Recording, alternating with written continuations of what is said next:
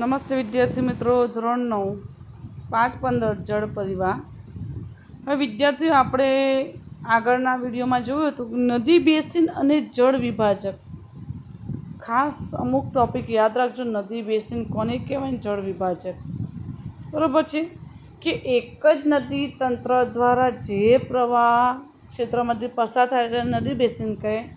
અને કોઈ પર્વત હોય કે ઉચ્ચ ભૂમિ હોય ત્યાં નદીનો પ્રવાહ વહેતો આવતો હોય અને એકબીજાને અલગ કરે. પર્વત હોય તો એ નદી આવતી હોય વહેતી તો એને અલગ કરે, અથવા ઉચ્ચ પ્રદેશ હોય એને જળ વિભાજક કહે છે.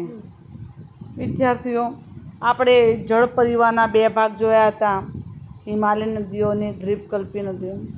હિમાલય નદીઓ 12 માસ વહેતી હોય છે, બરાબર છે. દ્વીપકલ્પીય નદીઓ કેવી હોય છે? મોસમી હોય છે. આ પણ આપણે ટૉપિક જોઈજો. પછી હું તમને કહી નદીની વિભિન્ન અવસ્થાઓ. આ નદીના સ્ત્રોત છે: ઉપરવાસ, મધ્યવાસ, વિસર્પણ, હેઠવાસ, સરોવર. આ આકૃતિ દોરવાનું તમને કહેલું છે. આ 3 અવસ્થા સમજાવી હતી વિદ્યાર્થીઓ. હવે આપણે આટલું જાણો પણ કરાવ્યું હતું વિદ્યાર્થીઓ. હવે આપણે તમારે તમારે ખાસ જોવાનું છે ભારતની નદીઓ. તમે તમારા નકશામાં જોજો ભારતની નદીઓ. અહીંયા તમને ઘણી બધી નદીઓ બતાવી છે અને સરોવરો. આ નકશામાંથી તમારે પરીક્ષાની અંદર પૂછાય છે, બરાબર છે. નદીઓ પૂછાય છે, સરોવર પૂછાય છે. કોઈ એક નદી કે સરોવર 100% પૂછાશે. તમારે સિંધુ નદી છે, જેલમ છે, ચિનાબ છે, રાવી છે, આ ભૂલર સરોવર છે, સાંભર સરોવર છે, ભૂલર સરોવર છે, બરાબર છે. આ બધા તમારે એકવાર શાંતિ તમારે નકશો ઘરે બીજો નકશો લાવીને તમારે પૂરવાનો રહેશે. હવે આપણે આજે આગળ ચાલુ કરીશું હિમાલયની નદીઓ. શું ચાલુ કરશું? હિમાલયની નદીઓ. તો વિદ્યાર્થીઓ, સિંધુ, ગંગા અને બ્રહ્મપુત્ર 3 નદીઓ. સિંધુ, ગંગા અને બ્રહ્મપુત્ર એ હિમાલયમાંથી નીકળે છે. ક્યાંથી નીકળે છે? હિમાલયમાંથી. યાદ રાખજો, હિમાલયમાંથી 3 નદીઓ નીકળે છે.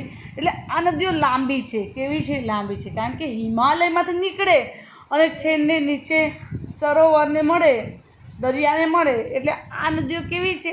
લાંબી છે. તેમજ તેની અનેક શાખા નદીઓને મળે છે. શું થાય છે? અનેક શાખા નદીઓને મળે છે. કોઈ એક મોટી અને શાખા નદીઓ એકબીજાને મળે ત્યારે જે સ્વરૂપ રચાય તેને જળ પ્રવાહ પ્રણાલી કહેવાય છે. ફરી એકવાર ધ્યાન આપજો. જળ પરિવાહ પ્રણાલી કોને કહેવાય? તો કોઈ એક મોટી નદી તેની શાખા નદીઓને નદી વહેતી આવે અને પછી એના ફાટા પડી જાય તો એ શાખા નદીઓ એકબીજાને મળે, બરાબર છે. શાખા નદીઓ એકબીજાને મળે અને ત્યારે જે સ્વરૂપ રચાય તેને કહેવાય છે જળ પરિવાહ પ્રણાલી, બરાબર છે. આ વ્યાખ્યા યાદ રાખજો. તો આપણે સિંધુ નદી પ્રણાલી વિશે જોઈએ. કયું જોઈએ? સિંધુ નદી પ્રણાલી. એ ઉપરથી વહેતી આવે છે, એની શાખા નદીઓમાં વહેંચાઈ જાય છે અને આગળ જઈને બધી ભેગી થાય છે એની શાખા નદીઓ, અને જે સ્વરૂપ રચાય છે તેને કહેવાય જળ પરિવાહ પ્રણાલી. તો આપણે કોના વિશે જોઈશું? સિંધુ નદી. તો સિંધુ નદી, હવે વિચારો વિદ્યાર્થી, આપણે નકશો જોઈએ. અહીંયા સિંધુ નદી તમને ક્યાં બતાવી છે? જુઓ, પાકિસ્તાનમાં બતાવી છે કે પાકિસ્તાનની ઉપર દેખાય તમને સિંધુ નદી? અહીંયા દેખાય આ સિંધુ નદી પાકિસ્તાનની ઉપર દેખાય છે. તો કે સિંધુ નદીનું ઉદ્ગમ સ્થાન તિબ્બતમાં આવેલા માનસરોવર નજીક છે. સિંધુ નદીનું ઉદ્ગમ સ્થાન ક્યાં છે? તો કે તિબ્બતમાં આવેલા.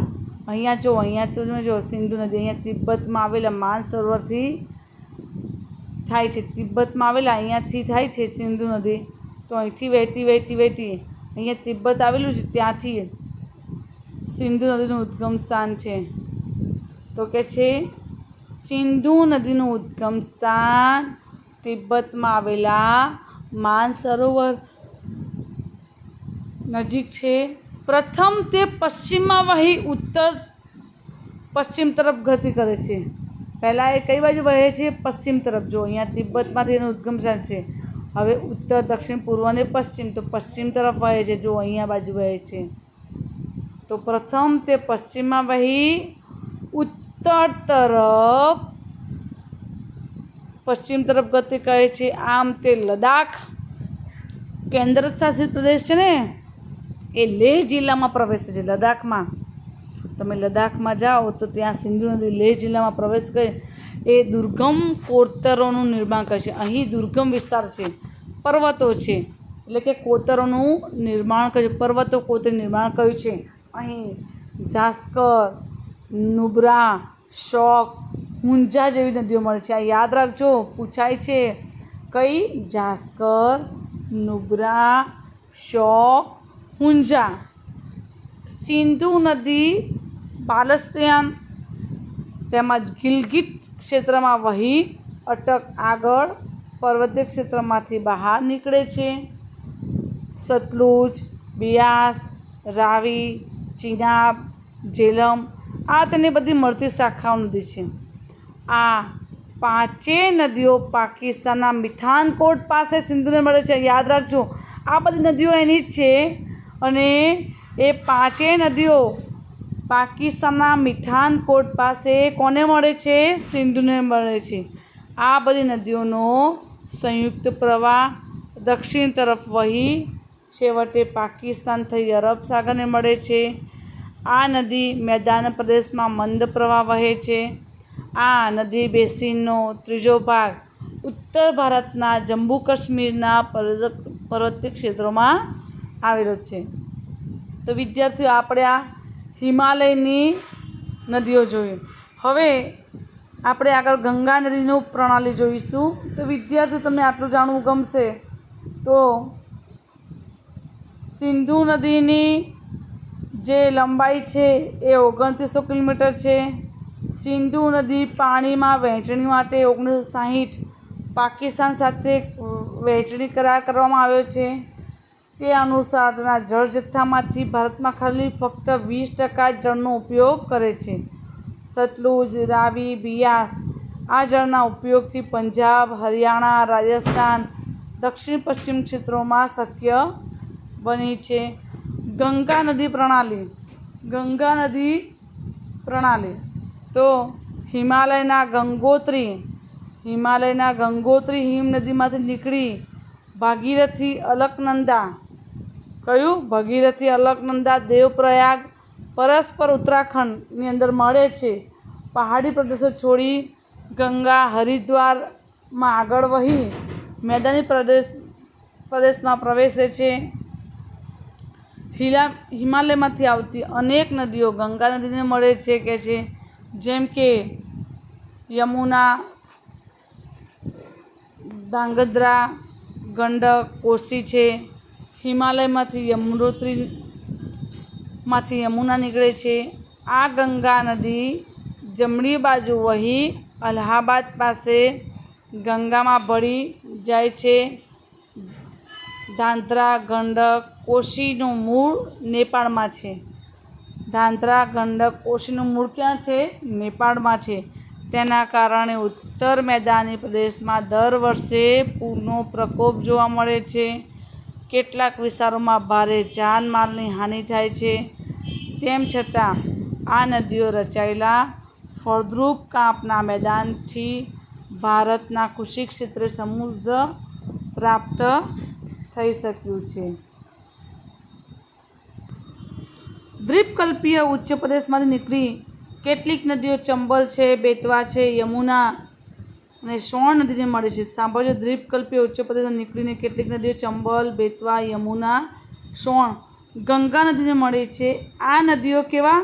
અર્ધ શુષ્ક વિસ્તારમાં નીકળે છે. તેમાં તેની લંબાઈ ઓછી છે અને એનો જળ જથ્થો પણ કેવો છે? મર્યાદિત છે. ઉત્તરમાં અને દક્ષિણમાં મળતી નદીઓ સંયુક્ત પ્રવાહ. ઉત્તર અને દક્ષિણમાંથી મળતી નદીઓના સંયુક્ત પ્રવાહ આગળ વધી 2 ભાગમાં વહેંચાય છે. એક ફાંટો બાંગ્લાદેશમાં પ્રવેશે છે તે પદ્મા નામે કહે છે. ફરી એકવાર યાદ રાખજો, ઉત્તર અને દક્ષિણમાંથી મળતી નદીઓ, ઉત્તર દક્ષિણમાંથી મળતી નદીઓનો સંયુક્ત પ્રવાહ આગળ જઈ 2 ભાગમાં વહેંચાય છે. એક ફાંટો કયા? બાંગ્લાદેશમાં પ્રવેશે છે, તેને પદ્મા નામે ઓળખાય છે. અને બીજો ફાંટો પશ્ચિમ બંગાળમાં જાય છે, તેને ભગીરથી હુગલી નામે ઓળખાય છે. યાદ રાખજો, એક ફાંટો બાંગ્લાદેશમાં પ્રવેશે છે અને પદ્મા નામે ઓળખાય છે, પરીક્ષામાં આવે છે. અને બીજો ફાંટો પશ્ચિમ બંગાળમાં ભગીરથી હુગલી નામે ઓળખાય છે. છેવટે બંને પ્રવાહો ક્યાંને મળે છે? બંગાળની ખાડીમાં જઈને મળે છે. બંને પ્રવાહો ક્યાં મળે છે? બંગાળની ખાડીમાં. આમે દરેક નદીઓ તમને છેવટે કોઈ સરોવર મને મળતી હોય છે અથવા રણમાં સમાઈ જતી હોય છે. ગંગાનો પ્રવાહ બાંગ્લાદેશના પદ્મા નામે ઓળખાય છે. ગંગાનો પ્રવાહ કયા? બાંગ્લાદેશમાં કયા આપણે કહ્યું છે? પદ્મા નામે. અને પશ્ચિમ બંગાળમાં આપણે ભગીરથી હુગલી, તો પદ્મા નામે ઓળખાય છે. અહીં બ્રહ્મપુત્ર નદીના પ્રવાહ સાથે ભળી જાય છે. હવે આ બાંગ્લાદેશમાં પદ્મા નામે જે ઓળખાય છે એ કોની સાથે ભળી જાય છે? બ્રહ્મપુત્ર નદીના સાથે ભળે છે. અને આ બંને સંયુક્ત પ્રવાહ ભેગા થાય એટલે મેઘના નામે ઓળખાય. શું કહેવાય? મેઘના. ફરી એકવાર યાદ રાખજો વિદ્યાર્થીઓ, જે ફાંટો બાંગ્લાદેશમાં પ્રવેશે છે એ પદ્માના નામે ઓળખાય છે. અને એ ગંગાનો પ્રવાહ બાંગ્લાદેશમાં પદ્મા નામે ઓળખાય છે, એ બ્રહ્મપુત્ર નદીના પ્રવાહ સાથે ભળી જાય છે. કોના સાથે ભળે છે? બ્રહ્મપુત્ર. એટલે આ બંને પ્રવાહો ભેગા થાય એને કહેવાય છે મેઘના. શું કહેવાય છે? મેઘના. ગંગા અને બ્રહ્મપુત્ર નદીના મુક્તિકરણ પ્રદેશ સૌથી કેવો છે? રસાળ ફળદ્રુપ પ્રદેશ છે અને સુંદરવન નામે એને ઓળખાય છે. હવે સુંદરવન ગંગાના મુક્તિકરણ પ્રદેશ પાસે આવેલું છે. સુંદરીના પુષ્કળ વૃક્ષો ત્યાં જાય છે, બરાબર છે. સુંદરવનના મુક્ત પ્રદેશમાં મેંગ્રુવ જંગલો આવેલા છે. ગંગા અને નદીની કુલ લંબાઈ 2500 કિલોમીટર છે. અંબાલા શહેર ગંગા સિંધુ નદી વચ્ચે જળ વિભાજકનું કામ કરે છે. અંબાલાલથી સુંદરવન સુધીની લંબાઈ લગભગ 1800 કિલોમીટરની છે. અહીં ઢોળાવ કેવો થાય છે? ધીમો થાય છે.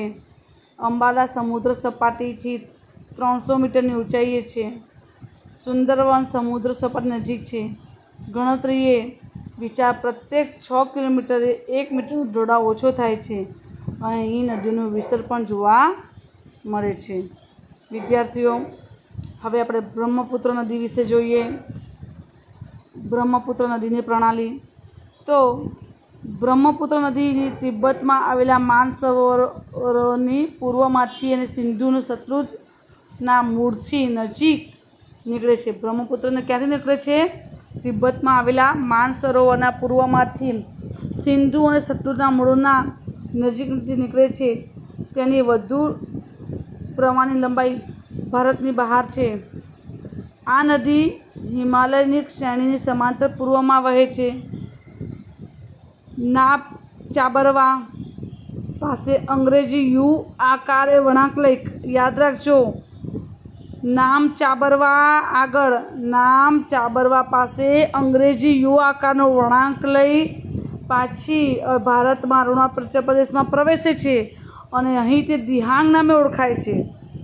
દિહાંગ, લોહી, કેનુલા જેવી એની શાખા નદીઓ અસમમાં બ્રહ્મપુત્ર તરીકે ઓળખાય છે. હવે બ્રહ્મપુત્ર નદી એક પુરુષવાચક સર્વનામ ધરાવતી નદી છે. એની લંબાઈ કેટલી છે? 29 કિલોમીટર. કેટલી છે? 29 કિલોમીટર. બ્રહ્મપુત્ર નદી તિબ્બતમાં સાંગોપે, બાંગ્લાદેશમાં જમુના પાસે ઓળખવામાં આવે છે. બ્રહ્મપુત્ર સમગ્ર પ્રવાહ દરમિયાન માઝુલી નામે એક નદીય ટાપુ, જે વિશ્વનો સૌથી મોટો ટાપુ છે. તિબ્બતમાં આ નદીનું કાંપનું પ્રમાણ ખૂબ ઓછું છે. ભારતમાં નદી વધારે વરસાદવાળા ક્ષેત્રોમાં પસાર થાય છે. અહીં કે છે કે એની જળ જથ્થાની અને કાંપની માત્રામાં વધારો હોય છે. અસમમાં અનેક શાખા નદીઓ તેને મળે છે. આમ બ્રહ્મપુત્ર નદી ગુંફિત સ્વરૂપમાં રહે છે. દર વર્ષે વર્ષા ઋતુમાં આ નદીના જળજથ્થા મોટા પ્રમાણમાં વધારો થાય છે. પરિણામે અસમ, બાંગ્લાદેશમાં વારંવાર આવતા પૂરથી ભારે વિનાશ થાય છે. ઉત્તર ભારતની બીજી નદીઓ કરતાં આ નદીઓનો વિરોધાભાસ જોવા મળે છે. અસમમાં ચોમાસા દરમિયાન વધારે પડતા વરસાદના કારણે અહીં વધારે માત્રામાં નિક્ષેપણ થાય છે. આ નદીની અંદર રેતીનું પ્રમાણ વધારે થતાં સપાટી ઊંચી આવતી જાય છે અને નદીનો પ્રવાહ વારંવાર શું થાય છે? માર્ગ પરિવર્તન જોવા મળે છે. વિદ્યાર્થીઓ, પછીનો પિરિયડ હવે નેક્સ્ટ ટૉપિકમાં જોઈશું.